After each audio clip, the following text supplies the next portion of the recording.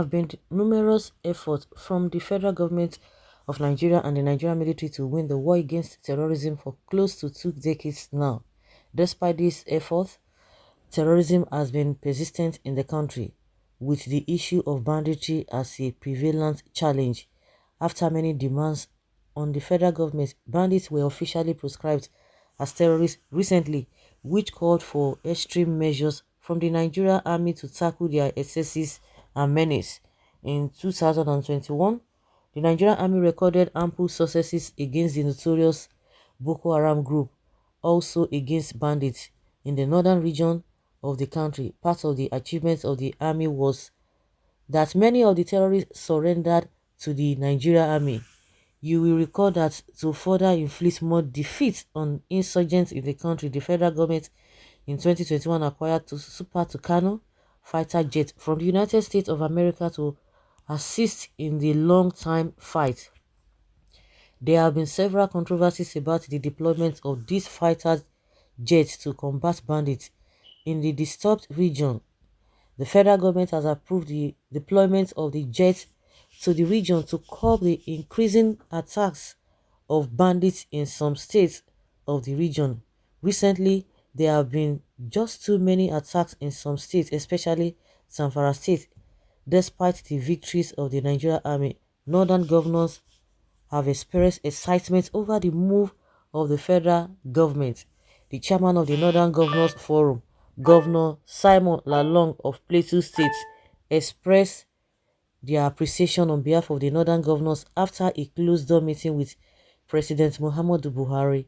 He said the Northern region has been happy with the prescription of bandits as terrorists. The governor disclosed that in the issue of security, they are starting to see progress on some of the issues they raised when they had a meeting with the president last year. The governor disclosed that they have been eager to see the use of Super Tucano helicopters so there can be massive engagement with all the bandits, adding that after the declaration of bandits as terrorists, he expects the Nigerian army to take drastic measures against the terrorists, hoping peace will be restored to the region before the farming season. He noted that the governors in the region would continue to collaborate with traditional rulers and local vigilantes to safeguard their areas. For a long time, the Nigerian army has continued to win many battles, but the problem of banditry and terrorism has not stopped. More than excited, the federal government wants to deploy Super Tucano fighter jets to the region. They should be hopeful and pray that the move should bring an end to the current challenge bedeviling the region. So these guys are happy. Really? Recently, the governor of Zamfara State complained how he recorded success when he came on board in 2019, but all of a sudden some unscrupulous elements who he referred to as some politicians, that they have been trying to embarrass the government and this and this and this and that. And I said, if you know those who are behind this whole thing, why can't you go after them? And this is the same government that told us, the federal government that told us that this Boko Haram, they've been defeated. They've been technically defeated. Technicality and reality, are they the same? And again, come to think of it, they said the army saying now that their greatest achievement, the reason why they feel that they have really achieved so much, is as a result of all those bandits and the terrorists surrendering. They all surrendered. Majority of them surrendered. So that is to tell you that they took the battle to them and won, in some cases. But from my own observation, everybody, it depends on how you are seeing this whole thing.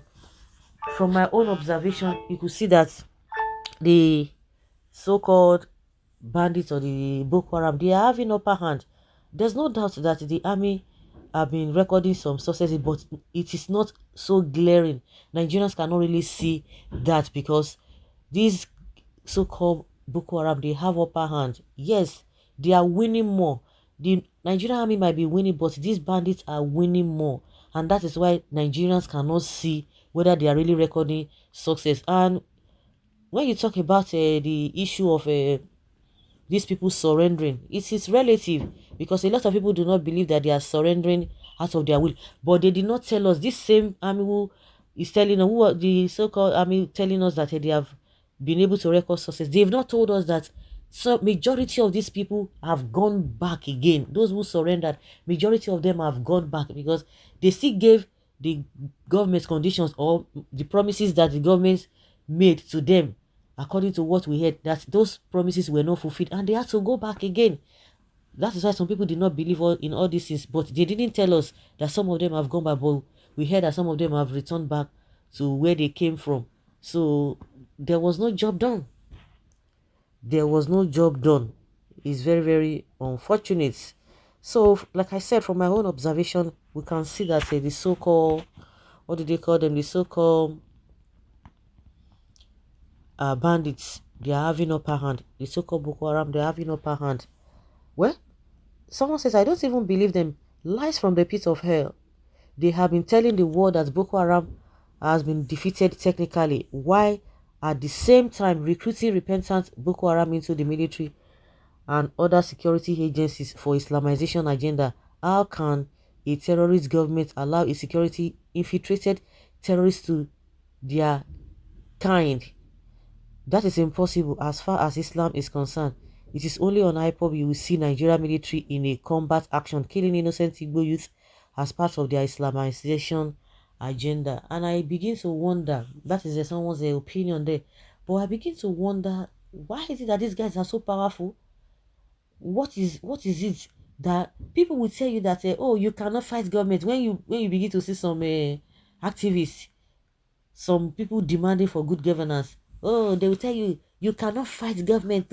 You cannot fight government. You cannot fight government. But these guys are fighting government. Does it mean they are more superb? They have what it takes more than a whole country. That is where I'm not getting it.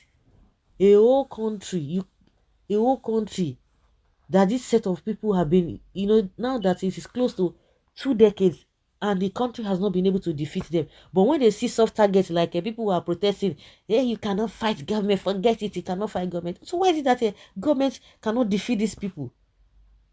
Unless there's something that they are not telling us, which a lot of people have been insinuating that the government, whether this government or before, the government before now or this particular government, that they are not sincere in this fight against this insurgency. They are not sincere about it. How can these people be so powerful than a whole country that has all the resources? Your guess is as good as mine. It's very unfortunate. Well, some people believe that Buhari is the grand patron of all the terrorists and bandits. Take it to the bank. They are not serious about fighting bandits and Boko Haram or Fulani Esme every day, telling us rubbish. Of course, that is how you can, for a reasonable person, you view it from that angle. So guys, let's hear your opinion and have your take on this.